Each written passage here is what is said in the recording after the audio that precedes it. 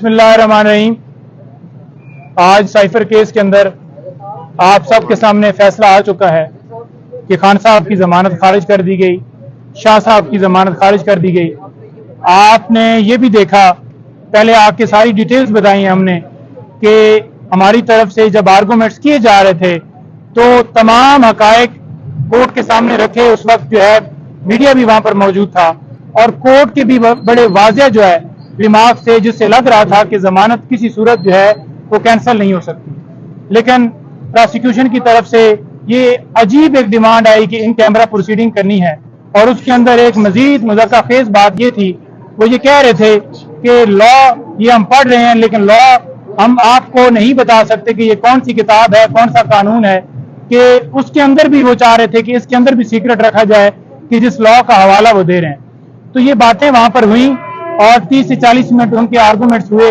हम पूरी उम्मीद रख रहे थे कि आज जमानत खान साहब की जो है हर सूरत कन्फर्म होनी चाहिए, क्योंकि जिस तरह से बाहर से धमकी मिली और इमरान खान साहब ने अपना फरीजा अंजाम देते हुए एक जबरदस्त पाकिस्तानी होने के नाते उन्होंने अपना फरीजा अंजाम दिया और कौम को बताया कि किस तरह हमारे अंदरूनी मामलात में कोई मुदाखलत कर सकता है।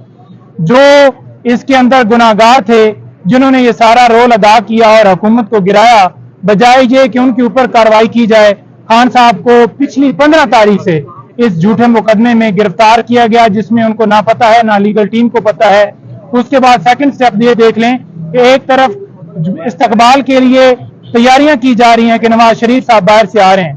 एक मुल्क का इश्तिहारी भगौड़ा जो मुल्क से मेडिकल के बहाने भाग गया था, उसके आने के लिए तैयारियां की जा रही हैं। वो इश्तिहारी है, उसने अदालत में सरेंडर करना है। और दूसरी तरफ आप देख लें कि पहले जमानत लगती नहीं है, इतना जो है टाइम गुजर जाता है, कभी पेट खराब है और कभी जज साहब छुट्टी पे हैं और कभी जो है प्रोसिक्यूशन की तैयारी नहीं है। आज अगर जो है इसके अंदर समाअत हुई है तो एक फैसला जब आएगा हम पढ़ेंगे, लेकिन कोई ऐसी एविडेंस जो नहीं थी जो कि सीक्रेट कार्रवाई के अंदर भी उन्होंने पेश की हो कि इससे खान साहब के ऊपर हम ये जुर्म साबित करते हैं।